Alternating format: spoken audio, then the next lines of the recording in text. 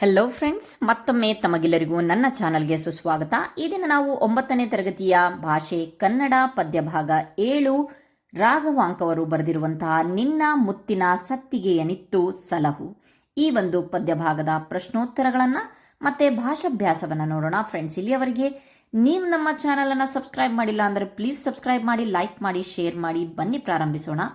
ಮೊದಲನೇ ಮೇನಲ್ಲಿ ಒಂದು ವಾಕ್ಯದಲ್ಲಿ ಉತ್ತರಿಸಿರಿ ಅಂತ ಇದೆ. ಮೊದಲನೇ ಪ್ರಶ್ನೆ, ಗಾನರಾಣಿಯರು ಅವನೀಶನನ್ನು ನೋಡಲು ಬಂದಿದ್ದನ್ನ ಕವಿಯು ಯಾವುದಕ್ಕೆ ಹೋಲಿಸಿದ್ದಾನೆ?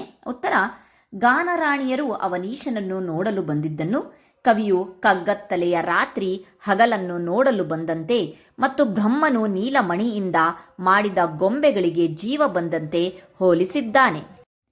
ಎರಡನೇ ಪ್ರಶ್ನೆ, ಗಾನಗಾಣಿಯರಿಗೆ ಹರಿಶ್ಚಂದ್ರನು ಯಾವ ಬಹುಮಾನವನ್ನು ಕೊಟ್ಟನು? ಉತ್ತರ, ಗಾನರಾಣಿಯರ ಹಾಡು ಮತ್ತು ನೃತ್ಯಕ್ಕೆ ಮೆಚ್ಚಿದ ಹರಿಶ್ಚಂದ್ರನು ತನ್ನ ಕೊರಡಲ್ಲಿದ್ದ ಮುತ್ತಿನ ಹಾರವನ್ನು ಬಹುಮಾನವಾಗಿ ಕೊಟ್ಟನು, ಅಥವಾ ಸರ್ವಾಭರಣವನ್ನು ಅಂತಲೂ ಹೇಳಬಹುದು.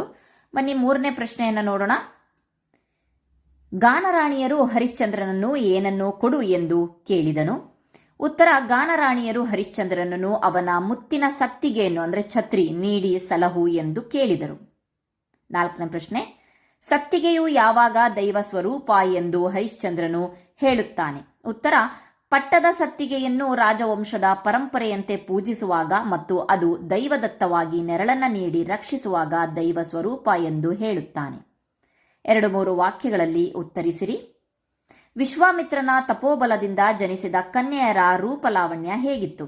ಉತ್ತರ, ಆ ಕನ್ಯೆಯರು ಕಪ್ಪು ಬಣ್ಣದವರಾಗಿದ್ದು ಕಗ್ಗತ್ತಲೆಯ ರಾತ್ರಿಯೇ ಹಗಲನ್ನು ನೋಡಲು ಬಂದಂತೆ ಇದ್ದರು. ಅವರು ಬ್ರಹ್ಮನು ನೀಲಮಣಿಯಿಂದ ಕೆತ್ತಿದ ಸುಂದರವಾದ ಸಾಲಭಂಜಿಕೆಯರಿಗೆ ಅಂದರೆ ಗೊಂಬೆಗಳಿಗೆ ಜೀವ ಬಂದಂತೆ ಕಂಗೊಳಿಸುತ್ತಿದ್ದರು. ಏನು ಬ್ರಾಕೆಟ್ ಇಲ್ಲಿದೆಯಲ್ಲ, ಆ ಪದಗಳನ್ನು, ಆ ವರ್ಡ್ಸ್ಗಳನ್ನು ನೀವು ಆನ್ಸರಲ್ಲಿ ಯೂಸ್ ಮಾಡಬಹುದು. ಬಂಜಿಕೆಯರಿಗೆ ಅನ್ನೋ ಬದಲಿಗೆ ನಾವು ಗೊಂಬೆಗಳಿಗೆ ಅಂತ ಅನ್ನೋ ಪದನೂ ಸಹ ಯೂಸ್ ಮಾಡ್ಬೋದು. ಹಾಗಾಗ್ಬಿಟ್ಟು ಅದು ಬ್ರಾಕೆಟಲ್ಲಿದೆ. ಎರಡನೇ ಪ್ರಶ್ನೆ, ಗಾನರಾಣಿಯರು ಹರಿಶ್ಚಂದ್ರನನ್ನು ಏನೆಂದು ಕೀರ್ತಿಸಿ ಹಾಡಿದರು? ಉತ್ತರ, ಅವರು ಹರಿಶ್ಚಂದ್ರನನ್ನು ರಾಯ, ಜಗಜಟ್ಟಿ, ಭುಜಬಲ ಭೀಮ, ರಾಯಮರ್ಧನ ಮತ್ತು ರಾಯ ಕೋಲಾಹಲ ಎಂದು ಹೊಗಳುತ್ತಾ ಅವನ ಕೀರ್ತಿಯು ಸ್ಥಿರವಾಗಿರಲಿ ಎಂದು ಹರಿಸಿ ಹಾಡಿದರು. ಮೂರನೇ ಪ್ರಶ್ನೆ, ಹರಿಶ್ಚಂದ್ರನು ಮುತ್ತಿನ ಸತ್ತಿಗೆಯನ್ನು ಏಕೆ ಕೊಡಲು ಸಾಧ್ಯವಿಲ್ಲ ಎಂದು ಹೇಳಿದನು? ಉತ್ತರ, ಸತ್ತಿಗೆಯು ರಾಜವಂಶದ ಕುರುಹು. ಇದನ್ನ ವಂಶ ಪಾರಂಪರವಾಗಿ ಪೂಜಿಸಿಕೊಂಡು ಬರಲಾಗಿದೆ. ಇದು ಶತ್ರುಗಳನ್ನ ನಡಗಿಸುವ ಚತುರಂಗ ಬಲದ ಸಂಕೇತವಾಗಿರುವುದರಿಂದ ಇದನ್ನು ಬೇಡುವವರಿಗೆ ಕೊಡುವುದು ಮೂರ್ಖತನ ಎಂದು ಹರಿಶ್ಚಂದ್ರನು ನಿರಾಕರಿಸಿದನು. ನಾಲ್ಕನೇ ಪ್ರಶ್ನೆ, ಮುತ್ತಿನ ಸತ್ತಿಗೆಯ ವಿಶೇಷತೆ ಕುರಿತು ಹರಿಶ್ಚಂದ್ರನು ಏನು ಹೇಳುತ್ತಾನೆ? ಉತ್ತರ, ಮುತ್ತಿನ ಸತ್ತಿಗೆಯು ಸೂರ್ಯವಂಶದ ಪರಂಪರೆಯ ಕುರುಹು ಮತ್ತು ಅದನ್ನು ಪಟ್ಟಾಭಿಷೇಕದ ಸಮಯದಲ್ಲಿ ದೈವದತ್ತವಾಗಿ ಪೂಜಿಸಿಕೊಂಡು ಬರಲಾಗಿದೆ ಎಂದು ಹರಿಶ್ಚಂದ್ರನು ಹೇಳುತ್ತಾನೆ. ಇದು ಕೇವಲ ನೆರಳು ನೀಡುವ ಸಾಧನವಲ್ಲ, ಬದಲಾಗಿ ರಣರಂಗದಲ್ಲಿ ಶತ್ರುಗಳನ್ನ ನಡಗಿಸುವ ಚತುರಂಗ ಬಲದ ಸಂಕೇತವಾಗಿದೆ ಎಂದು ಅವನು ವಿವರಿಸುತ್ತಾನೆ. 8-10 ವಾಕ್ಯಗಳಲ್ಲಿ ಉತ್ತರಿಸಿರಿ. ಮೊದಲನೇ ಪ್ರಶ್ನೆ, ಹರಿಶ್ಚಂದ್ರನು ನೀಡಿದ ಬಹುಮಾನವನ್ನ ತಿರಸ್ಕರಿಸಿ ಗಾನರಾಣಿಯರು ಹೇಳಿದ ಮಾತುಗಳನ್ನ ತಿಳಿಸಿ. ಉತ್ತರ, ಹರಿಶ್ಚಂದ್ರನು ತನ್ನ ಕೊರಳಿನ ಮುತ್ತಿನ ಹಾರಗಳನ್ನ ನೀಡಿದಾಗ ಗಾನರಾಣಿಯರು ಅದನ್ನು ನಿರಾಕರಿಸಿದರು. ಅವರು ಹೇಳಿದಂತೆ ಬಡವನಿಗೆ ಆನೆಯು ದೊರೆತರೆ ಅಥವಾ ಹಸಿದವನಿಗೆ ತುಪ್ಪವು ಸಿಕ್ಕರೆ ಅದರಿಂದ ಏನು ಪ್ರಯೋಜನ? ರೋಗದಿಂದ ಬಳಲುತ್ತಿರುವವನಿಗೆ ರಂಭೆಯು ಸಿಕ್ಕರೆ ಅಥವಾ ಸಾಯುವ ಕಾಲದಲ್ಲಿ ರಾಜ್ಯದ ಒಡೆತನ ದೊರೆತರೆ ಅದರಿಂದ ಯಾವುದೇ ಸುಖವಿಲ್ಲ. ಅದೇ ರೀತಿ ಸುಡುವ ಬಿಸಿಲಿನಲ್ಲಿ ಬೇಯುತ್ತಿರುವ ತಮಗೆ ಈ ಮುತ್ತಿನ ಒಡವೆಗಳಿಂದ ಏನು ಲಾಭ ಎಂದು ಪ್ರಶ್ನಿಸಿದರು. ಸಮುದ್ರದಲ್ಲಿ ಮುಳುಗುವವನಿಗೆ ತೆಪ್ಪದಂತೆ, ದಾರಿದ್ರ್ಯದಲ್ಲಿರುವವನಿಗೆ ನಿಧಿಯಂತೆ ಮತ್ತು ರೋಗಿಗೆ ಅಮೃತದಂತೆ ಈ ಸುಡುವ ಬಿಸಿಲಿನಲ್ಲಿ ನಮಗೆ ನಿನ್ನ ಮುತ್ತಿನ ಸತ್ತಿಗೆಯ ನೆರಳು ಮಾತ್ರ ಬೇಕು ಎಂದು ಗಾನರಾಣಿಯರು ಬೇಡಿದರು. ಎರಡನೇ ಪ್ರಶ್ನೆ, ಹರಿಶ್ಚಂದ್ರ ಮತ್ತು ಗಾನರಾಣಿಯರ ನಡುವೆ ನಡೆದ ಸಂವಾದವನ್ನು ಸಂಗ್ರಹಿಸಿ ಬರೆಯಿರಿ. ಉತ್ತರ, ಗಾನರಾಣಿಯರು ಹರಿಶ್ಚಂದ್ರನ ಮುತ್ತಿನ ಹಾರಗಳನ್ನು ನಿರಾಕರಿಸಿ ಅವನ ರಾಜಲಾಂಛನವಾದ ಮುತ್ತಿನ ಸತ್ತಿಗೆಯನ್ನು ದಾನವಾಗಿ ಕೇಳಿದರು. ಇದಕ್ಕೆ ಉತ್ತರಿಸಿದ ಹರಿಶ್ಚಂದ್ರನು ಸತ್ತಿಗೆಯ ಸೂರ್ಯವಂಶದ ಪರಂಪರೆಯ ಕುರುಹು ಮತ್ತು ಅದನ್ನ ಪಟ್ಟಾಭಿಷೇಕದ ಸಮಯದಲ್ಲಿ ದೈವದತ್ತವಾಗಿ ಪೂಜಿಸಿಕೊಂಡು ಬರಲಾಗಿದೆ ಎಂದು ವಿವರಿಸಿದನು. ಇದು ಶತ್ರುಗಳನ್ನ ನಡುಗಿಸುವ ಚತುರಂಗ ಬಲದ ಸಂಕೇತವಾಗಿದ್ದು ಕೇವಲ ನೆರಳು ನೀಡುವ ಸಾಧನವಲ್ಲ ಎಂದು ಹೇಳಿದನು. ವಿನಯದಿಂದ ಕೇಳಿದರೆ ಹೆತ್ತ ತಂದೆ ತಾಯಿ ಅಥವಾ ಪ್ರೀತಿಯ ಪತ್ನಿಯನ್ನು ಬಿಟ್ಟುಕೊಡಬಹುದು, ಆದರೆ ಕುಲದ ಗೌರವವಾದ ರಾಜಲಾಂಛನವನ್ನು ಕೊಡುವುದು ಮೂರ್ಖತನ ಎಂದು ನಿರಾಕರಿಸಿದನು. ಆಗ ಗಾನರಾಣಿಯರು ಇದು ರಾಜನ ಲೋಭಿತನ ಎಂದು ಅಣುಕಿಸಿದರು. ನೆಕ್ಸ್ಟ್ ಮೇನ್ ಸಂದರ್ಭ ಸಹಿತ ಸ್ವಾರಸ್ಯವನ್ನು ವಿವರಿಸಿ. ಮೊದಲನೇದು, ಸಂದ ಕಾರಿರುಳು ಕನ್ಯೆಯರು ಹಗಲಂ ನೋಡಲೆಂದು ಬಂದರೋ. ಉತ್ತರ ಆಯ್ಕೆ ಈ ಸಾಲನ್ನ ರಾಘವಾಂಕ ಕವಿ ಬರೆದ ಹರಿಶ್ಚಂದ್ರ ಕಾವ್ಯದ ನಿನ್ನ ಮುತ್ತಿನ ಸತ್ತಿಗೆಯನ್ನಿತ್ತು ಸಲಹು ಎಂಬ ಪದ್ಯಭಾಗದಿಂದ ಆರಿಸಲಾಗಿದೆ. ಸಂದರ್ಭ, ಹರಿಶ್ಚಂದ್ರನು ಬೇಟೆಯಾಡುತ್ತಾ ಅರಿಯದೆ ವಿಶ್ವಾಮಿತ್ರರ ಆಶ್ರಮವನ್ನು ಪ್ರವೇಶಿಸಿದಾಗ ಅವನ ಸತ್ಯನಿಷ್ಠೆಯನ್ನು ಪರೀಕ್ಷಿಸಲು ವಿಶ್ವಾಮಿತ್ರರು ಇಬ್ಬರು ಗಾನರಾಣಿಯರನ್ನು ಅಂದರೆ ಮಾತಂಗ ಕನ್ಯೆಯರನ್ನ ಸೃಷ್ಟಿಸಿ ಕಳುಹಿಸುತ್ತಾರೆ. ಆ ಕನ್ಯೆಯರು ರಾಜನ ಸನ್ನಿಧಿಗೆ ಬಂದಾಗ ಕವಿ ಈ ಮೇಲಿನಂತೆ ವರ್ಣಿಸಿದ್ದಾರೆ.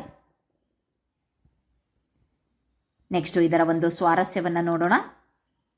ಸ್ವಾರಸ್ಯ, ಕಪ್ಪು ಮೈಬಣ್ಣದ ಆ ಕನ್ಯೆಯರು ತೇಜಸ್ವಿಯಾದ ರಾಜನನ್ನು ನೋಡಲು ಬಂದಿದ್ದು ಕಗ್ಗತ್ತಲೆಯು ಬೆಳಕನ್ನ ಅರಿಸಿ ಬಂದಂತಿದೆ ಎಂಬ ಕವಿಯ ರೂಪಕಾಲಂಕಾರದ ಕಲ್ಪನೆ ಇಲ್ಲಿ ಬಹಳ ಸ್ವಾರಸ್ಯವಾಗಿ ಮೂಡಿಬಂದಿದೆ.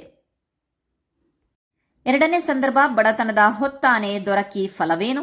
ಉತ್ತರ ಆಯ್ಕೆ ಈ ಸಾಲನ್ನ ರಾಘವಾಂಕ ಕವಿ ಬರೆದ ಹರಿಶ್ಚಂದ್ರ ಕಾವ್ಯದ ನಿನ್ನ ಮುತ್ತಿನ ಸತ್ತಿಗೆಯನ್ನಿತ್ತು ಸಲಹು ಎಂಬ ಪದ್ಯಭಾಗದಿಂದ ಆರಿಸಲಾಗಿದೆ.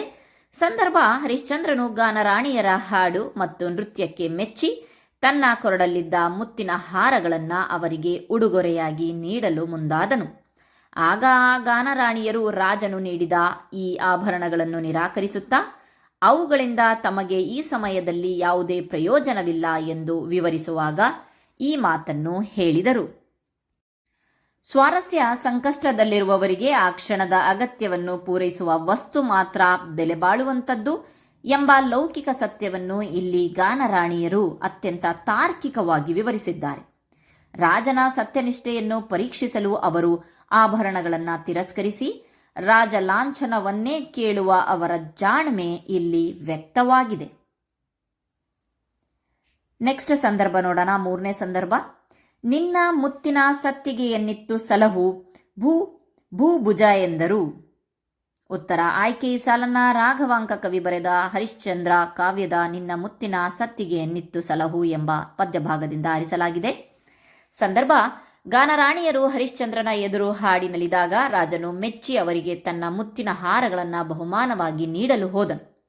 ಆಗ ಅವರು ಆ ಆಭರಣಗಳನ್ನು ನಿರಾಕರಿಸಿ ನಮಗೆ ಈ ಸುಡು ಬಿಸಿಲಿನಿಂದ ರಕ್ಷಣೆ ಪಡೆಯಲು ನಿನ್ನ ರಾಜಲಾಂಛನವಾದ ಮುತ್ತಿನ ಸತ್ತಿಗೆಯನ್ನೇ ದಾನ ಮಾಡು ಎಂದು ಕೇಳಿದಾಗ ಈ ಮಾತನ್ನು ಹೇಳಿದರು. ಸ್ವಾರಸ್ಯ ಬಂದು, ಕೇವಲ ನೆರಳಿನ ಸುಖಕ್ಕಾಗಿ ಸತ್ತಿಗೆಯನ್ನು ಕೇಳದೆ ರಾಜನ ಸತ್ಯವೃತವನ್ನು ಭಂಗಗೊಳಿಸಲು ಕುಲದ ಗೌರವದ ಸಂಕೇತವನ್ನೇ ದಾನವಾಗಿ ಕೇಳಿದ ಅವರ ಜಾಣ್ಮೆ ಮತ್ತು ಕುತಂತ್ರ ಇಲ್ಲಿ ವ್ಯಕ್ತವಾಗಿದೆ. ನಾಲ್ಕನೇ ಸಂದರ್ಭ, ಅನುನಯದೊಳೆಲ್ಲವಂ ಕೊಡಬಹುದು ಬಿಡಬಹುದು. ಉತ್ತರ ಆಯ್ಕೆ ಈ ಸಾಲನ್ನು ರಾಘವಾಂಕ ಕವಿ ಬರೆದ ಹರಿಶ್ಚಂದ್ರ ಕಾವ್ಯದ ನಿನ್ನ ಮುತ್ತಿನ ಸುತ್ತಿಗೆಯನ್ನಿತ್ತು ಸಲಹು ಎಂಬ ಪದ್ಯಭಾಗದಿಂದ ಆರಿಸಲಾಗಿದೆ. ಸಂದರ್ಭ, ಗಾನರಾಣಿಯರು ಸತ್ತಿಗೆಯನ್ನು ಕೇಳಿದಾಗ ಹರಿಶ್ಚಂದ್ರನು ಅದನ್ನು ನಿರಾಕರಿಸುತ್ತಾನೆ. ಪ್ರೀತಿಯಿಂದ ಅಥವಾ ವಿನಯದಿಂದ ಕೇಳಿದರೆ ಹೆತ್ತ ತಂದೆ ತಾಯಿ, ಪ್ರೀತಿಯ ಪತ್ನಿ ಅಥವಾ ದೈವವನ್ನಾದರೂ ಬಿಟ್ಟುಕೊಡಬಹುದು, ಆದರೆ ವಂಶಪಾರಂಪರ್ಯವಾಗಿ ಬಂದ ರಾಜಧರ್ಮದ ಕುರುಹನ್ನು ಬಿಟ್ಟುಕೊಡುವುದು ಅಸಾಧ್ಯ ಎಂದು ವಿವರಿಸುವಾಗ ಈ ಮಾತನ್ನು ಹೇಳಿದನು.